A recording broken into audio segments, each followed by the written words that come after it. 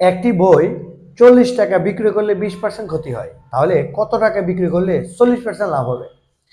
তাহলে আমরা সর্বপ্রথম ভাববো, যেহেতু আমাদের 20% লাভ হয়েছে, ক্ষতি হয়েছে, তাহলে আমাদের বাকি থাকে কত? 80%। তাইলে এইটা হবে কত পার্সেন্ট? 80%।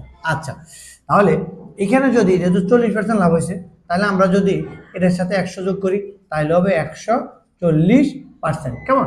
আচ্ছা, তাহলে আমাদেরকে এখন বাই করতে হবে কত টাকা বিক্রি করতে হবে। তাহলে আমরা যদি লিখি, ধরেন 80% সমান যদি হয় 40 টাকা। আচ্ছা, তাহলে 1% সমান আমাদের অবশ্য আরো কি হবে? কম হবে।